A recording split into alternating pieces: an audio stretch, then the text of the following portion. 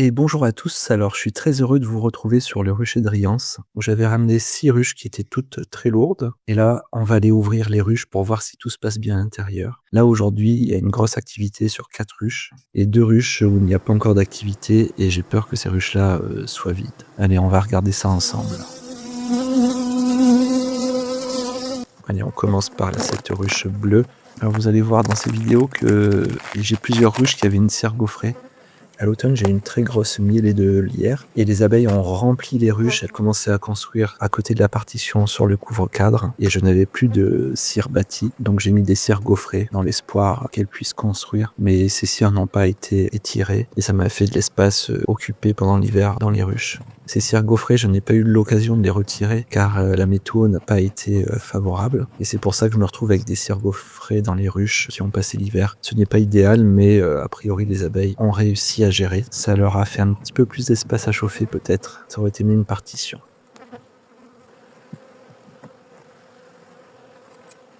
Alors sur le premier cadre que je tire, il y a déjà beaucoup de réserves et du couvain. Alors je suis désolé, sur ces premières vidéos, j'ai perdu l'habitude de filmer et c'est assez mal cadré. On voit bien la planche d'envol avec les abeilles, mais quand je sors les cadres, on ne les voit presque pas. Sur toutes mes ruches, j'ai encore énormément de réserves. La mielée de lierre a été tellement abondante qu'elle a rempli toutes les ruches à ras-bord. Ça a provoqué un blocage de ponte.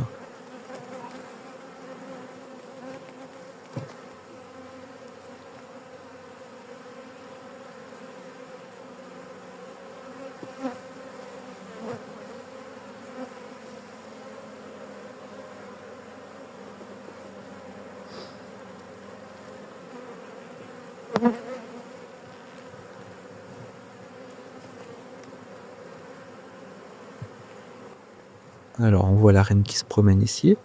Alors elles ont commencé à faire de la place sur l'avant des colonies pour pouvoir pondre. Donc je fais attention sur ce cadre car je sais que j'ai la reine.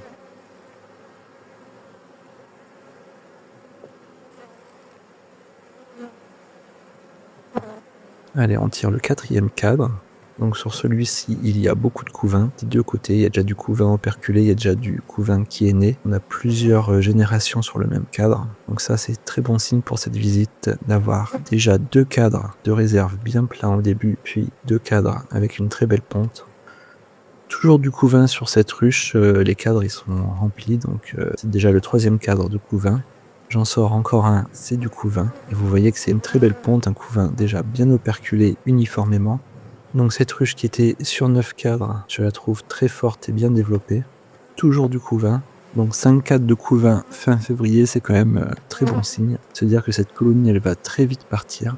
Alors j'ai pas vu de couvain de mâle sur cette ruche. À cette ruche, je vais lui rajouter un cadre de réserve. Ainsi, quand le couvain va naître, il y aura de quoi manger s'il fait un peu froid dans les semis qui arrivent. Voilà, ensuite on va faire le tour des autres colonies rapidement. Donc là on va s'attarder sur les 2 ruches qui sont mortes. Pourtant, vous le voyez, il y a des très beaux cadres de réserve. Donc elles ne sont pas mortes de faim. J'ai de la réserve sur quasiment tous les cadres. Mon hypothèse, c'est qu'à l'automne, pendant la forte mielée de lierre, il y a eu un arrêt de ponte trop brutal et ça a empêché la formation des abeilles d'hiver en grosse quantité. La reine n'avait plus de place pour pondre et du coup, elle n'a pas pu former une population assez forte pour survivre à l'hiver. Et donc si on rajoute un petit peu de varroa plus les frelons asiatiques de cet été, je pense que les explications elles sont un peu cumulées. Et c'est vrai que mon problème actuellement c'est que je n'ai pas assez de cadres bâtis en surplus.